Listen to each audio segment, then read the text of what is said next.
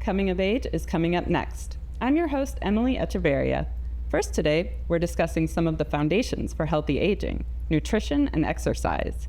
Next, we're learning how to prevent slips and falls through building balance and reducing environmental hazards.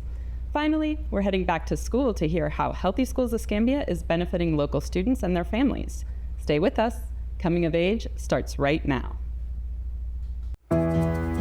As we age, staying active and connected to community can sometimes become more challenging. But with Council on Aging of West Florida's broad range of home and community-based services, you can stay healthy, independent, and engaged in life. From Meals on Wheels and respite care to senior dining sites and the retreat, we provide the support and connection you need to age your way. Aging is a unique journey for everyone, and we're here to help you meet your needs and thrive while preserving what makes you, you. Since 1972, we've been a trusted advocate for elders and a support system for those who care for them. Now, let's dive into the age-related issues that matter most to you.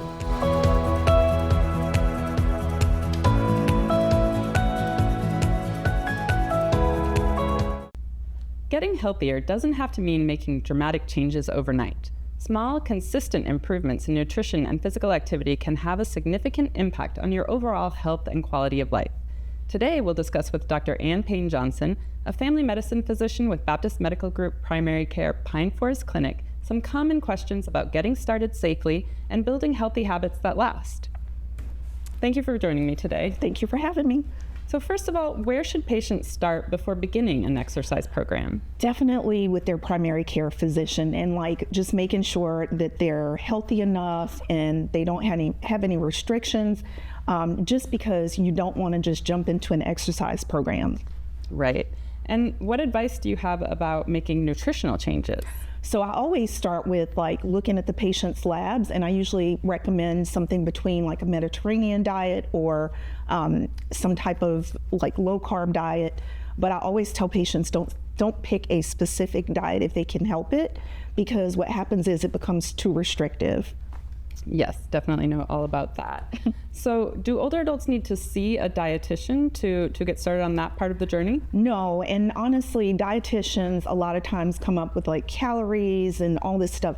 And for some of my older patients, it's just a little bit too much information. So it's better to just say, let's do a little bit less carbs, and explain to them what carbs look like, what they do to blood sugars, and just kind of coach them through it. So kind of coming up with more general guidelines right. versus a restrictive rules you have to follow. Right. Gotcha. So what kind of exercise should someone start with, and what is something they should try to avoid? So if the patient is able to do walking or something that's very low impact, that's what we start with.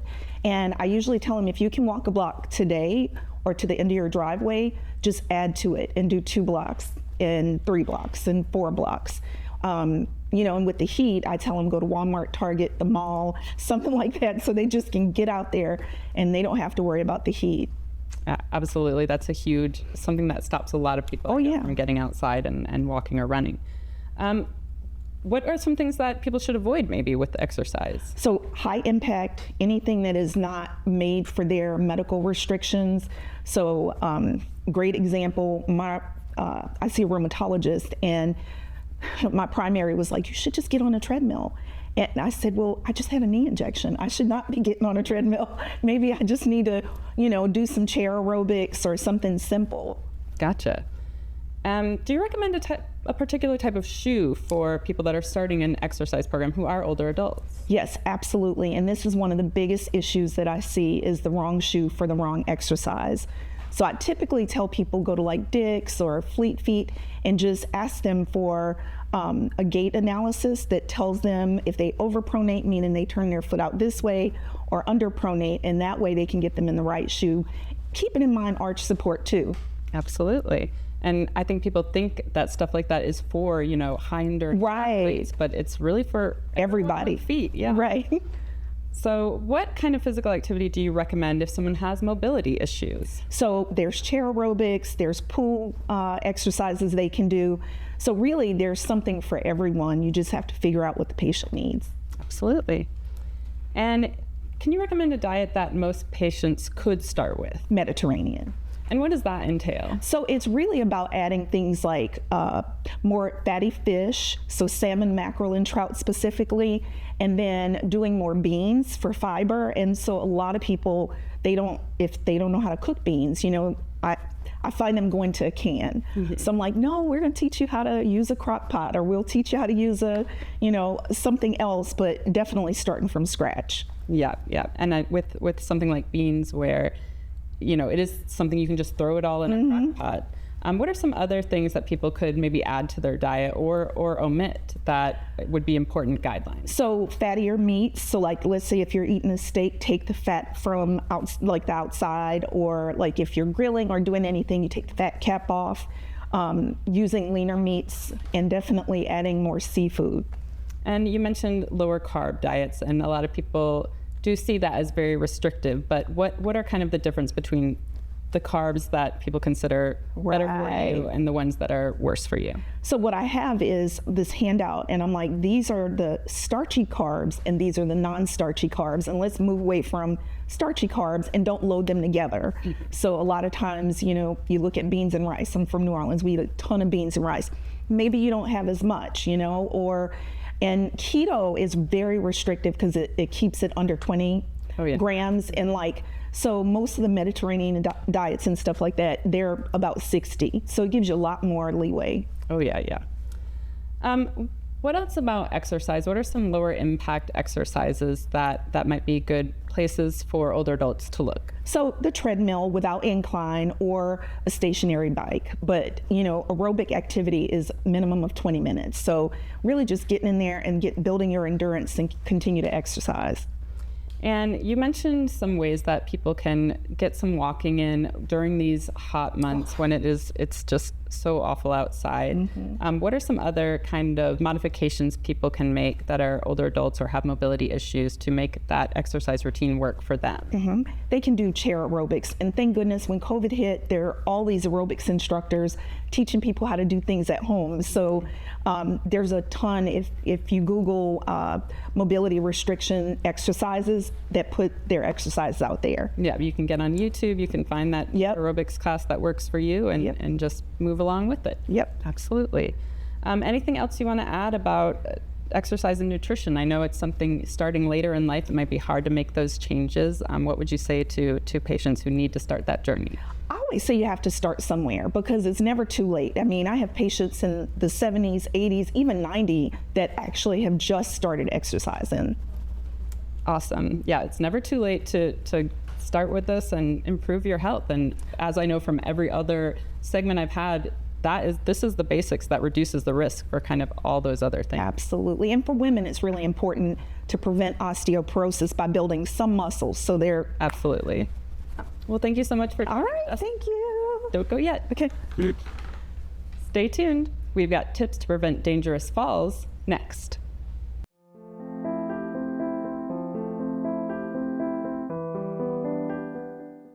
Navigating healthcare is hard. Baptist makes it better.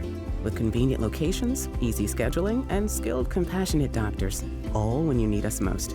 The next time you need care, let Baptist make it better. Baptist Healthcare. The Reesburg Institute, Pensacola's ear, nose, throat, and voice center. We welcome you to visit us at our convenient Davis Highway location in Pensacola. At the Reesburg Institute, we offer the most advanced treatment available in a calm, stress-free environment. Since 2014, we've performed over 1,000 cases in office of balloon sinus surgery, as well as septoplasty and nasal procedures using oral sedation. The in-office procedures result in a faster healing time. Visit us and feel the difference. Animal Allies is looking for volunteers, and there are many ways that you can help. From taking care of cats to using your computer and social media skills, any and all assistance is greatly appreciated. We have morning and afternoon shifts every day or help at adoption events. You can even foster a kitty at home. And it counts towards community service hours for bright futures.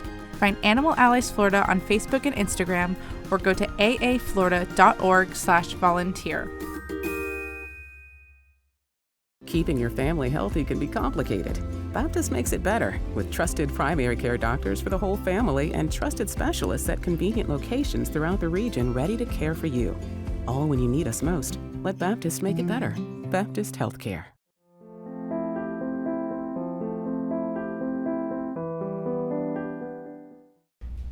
For older adults, a fall can be much more than a bump or a bruise. It can lead to complications and a downturn in health and well-being.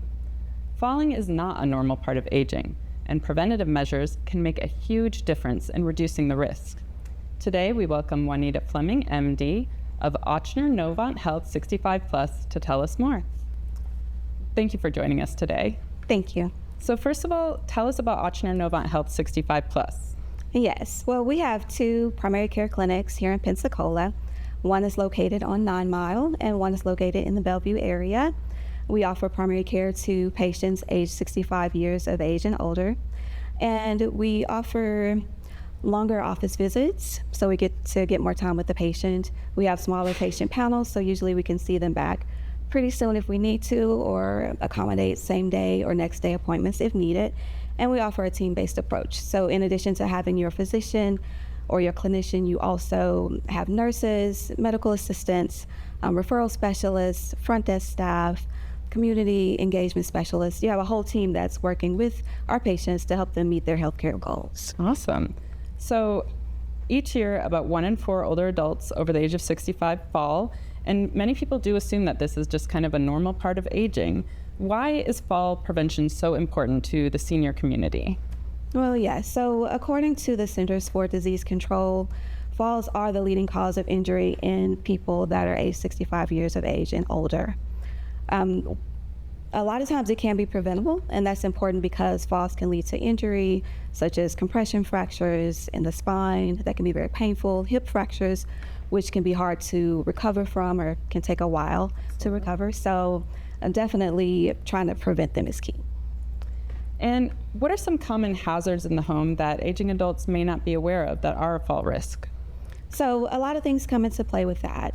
As we get older, we experience vision loss, hearing loss, our strength, endurance can decrease. So that plays a part. Of course, medications can play a part as well. Some of them can have side effects like dizziness, right. Some of them can interact, so that's important. As far as home things that can play a part, one is lighting. So if the lighting is poor, that could be a factor. Trip hazards like rugs, things of that nature can play a part as well. Steps, stairs, especially if there's not good railing around to help with balance.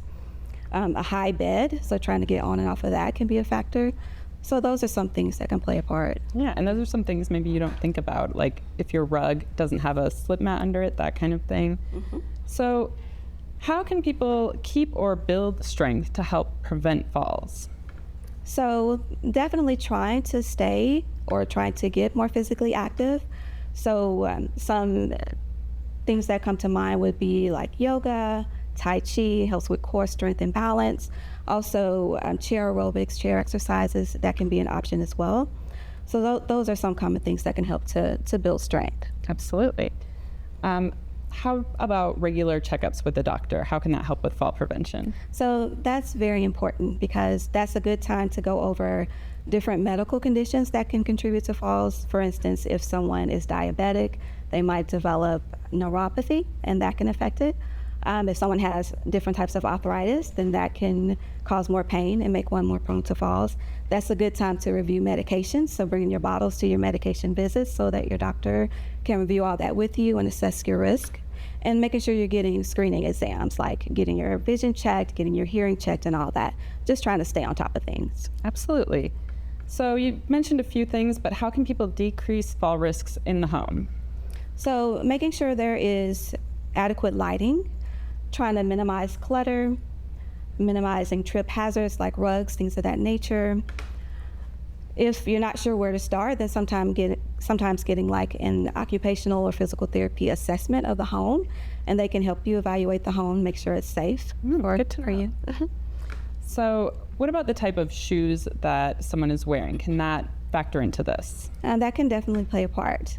So you'd want to avoid flip-flops or things of that nature. Mm-hmm. So definitely looking for shoes that are sturdy, that are well-fitted. A lot of times dexterity and mobility can play a part, so keep in mind that shoes are adaptable. You can get the type that Velcro if you're not able to reach down or you're not able to tie the shoes. Mm-hmm. You can get kinds that slip on. You just want to make sure that they're sturdy and well-fit. Gotcha. So not like a strappy sandal or, a high heel at this point. Correct. Maybe. Yes. Gotcha. So if a senior does fall, what steps should they take? And what if they fall and they don't have access to a phone? Good question. So if someone does have a fall, first, try not to panic. Try to take some deep breaths in and out and explore the environment. See if there's anything nearby that's sturdy that you might be able to use to help you get up. If there is someone else in the home, then certainly call out to them to see if they can come help you. If you do have a phone nearby, then of course calling for help. Assessing yourself for any injury. If there is an injury, then you would want to seek emergent care. So those are some things that come to mind. And if someone wants to check their own risk, their fall risk, before even coming in to see a doctor, is there anything they can look for or research? Yes. So if you go to the CDC website, there is a self-assessment tool called the STEADY, and that has several questions that are pretty simple, straightforward, yes or no questions. And you can answer those, tally up your score, and then based on that score, that gives you an idea of what your risk may be. And then you can go over that with your doctor, with your healthcare team, and that would be a good starting point. And if you're a caregiver, then you could go look that up and go over it with your loved one before an appointment, right? That's true. Yeah. Yeah. And then anything else you want to add about fall risks or what people can do to help prevent that? Yeah, right. Some other things that come to mind, I've recently learned that some smartwatches or Apple Watches might now be equipped with fall detection devices. Yeah. So if you do have a loved one that you're concerned about, then maybe looking into something like that could be helpful. Yeah. Some loved ones, if they have someone they're concerned about, they might look at getting surveillance, I guess you can say, or cameras in the home of their loved one if they're not able to be there. That way they can kind of keep an eye on things as well. Yeah, or one of those safety alert necklaces that absolutely. The person's wearing. Life alert. Yeah, mm-hmm. Yeah, absolutely. Yes. Well, thank you so much for sharing this with us. Oh, you're welcome. Thank you for having me. Of course. Up next, we're getting back to school ready with Healthy Schools Escambia. Stay with us.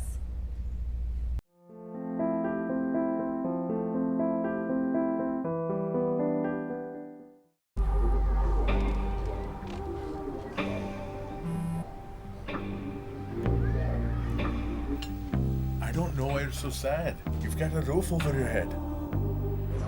Bro, you gotta stop with that depression stuff. That's a white people thing. Escúchame, en esta casa los hombres no lloran.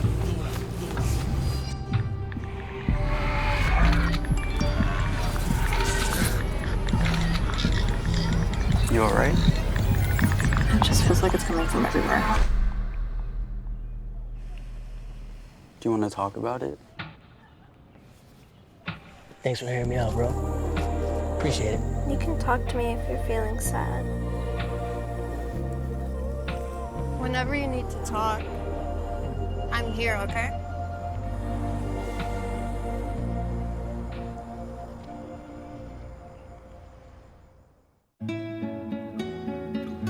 ¿Qué color? Perfecto, mijo. Gracias. Thank you. What's wrong, mijo?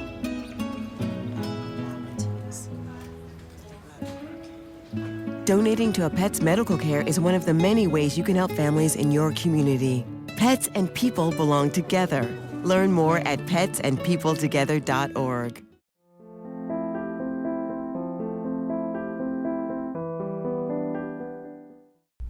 Healthy Schools Escambia is a program facilitated by United Way of West Florida that serves students and families with comprehensive whole child wellness initiatives. Funded by the Escambia Children's Trust, this program provides a wide spectrum of benefits to both students and their families at 4 area elementary schools. We've got Program Director Matthew Teston here with the details. Thanks for joining me today. Yeah, thanks, Emily. So first of all, tell me a bit about United Way of West Florida and your role there. Yeah, so United Way is focused on uniting communities to help improve the lives of people in Escambia and Santa Rosa County. United Way focuses on that right now with their ALICE households. So approximately 47% of households in Escambia County, and I think 36% in Santa Rosa County, are categorized as ALICE households, which stands for Asset Limited Income Constrained Employed. Yeah, gotcha. And my role at United Way is as the Healthy Schools Escambia Program Director.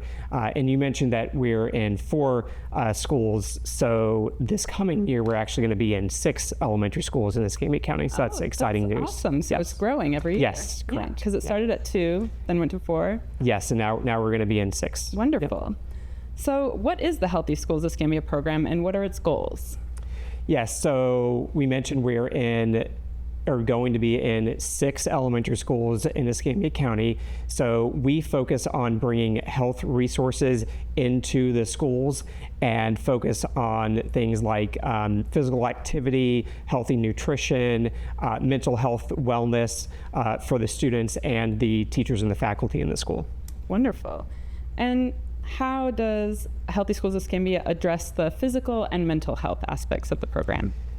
So with the physical health, we partner with Community Health, and what they do is they have medical, dental, and vision vans that they bring to the school. So parents, if they choose, can opt to have their child seen at no cost during the day, during the school day, so their kids can be seen and treated for any type of medical issue. And just some of the statistics over like the last 2 years of the program, we've seen about 650 kids on the medical side and about 300 kids on the dental side. And what we found is that approximately 28% of those visits kind of uncover some type of a need for the student. So let's say they are seen and get their vision checked, and we found that about a third of them need classes. So, awesome. And this is no cost to the families? Yes, correct. It is no cost. The Healthy Schools program with the funding from Escambia County Children's Trust covers all the cost for the students. That's amazing. And how does it support academics for the students? Yeah, so academics are obviously very important to our schools and the school district. And I like to think about academics in 3 ways. With the academics, the attendance, and the behavior for the students. So with academics, what we do is we partner with the schools to engage teachers to do after-school tutoring. So any teachers with the school that want to participate and earn a little bit of extra income can do after-school tutoring in either one-on-one or small group sessions with their students. So they're the ones that best know the students, so they can best help kind of get them back on track. Right. And with attendance, we focus on offering incentives. So that might be an attendance party or sending home a basket to the parent with healthy food items to get them excited to come to school. And in behavior, we partner with the schools doing their positive behavior reward system. So we help provide different incentive items that kids who earn incentive bucks, positive behavior incentive bucks at their school can go and buy things in their school store. Yeah, I know kids always love to get their bucks and go to the treasure box or the little store and get their treats. So I'm sure that's a huge driver. So in what ways does the program engage the families of the students? You mentioned a few of them, but it's getting the family involved is so important for that engagement. Yes, vitally important. I kind of think of family engagement as one leg in a 3-legged stool. And if the parents aren't engaged in their student success, that just makes it a lot harder for the student.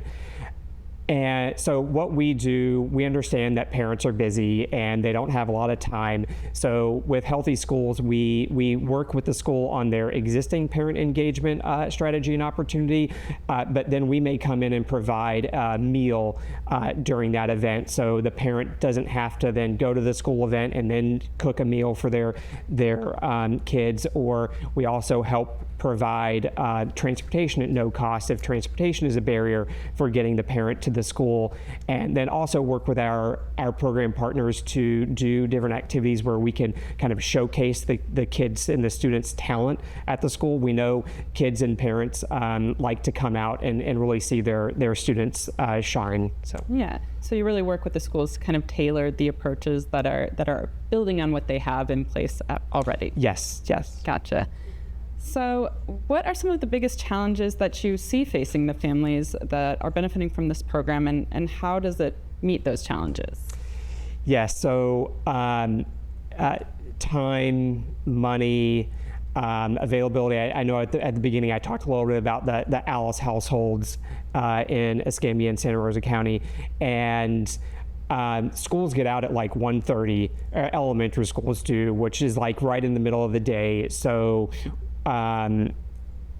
with Healthy Schools and the programming that we offer, again, having the medical vans come out on site so that kids can be seen during the school day or doing the after-school tutoring or after-school sports programs, they provide parents an opportunity to have their kids kind of have an extended school day at no cost.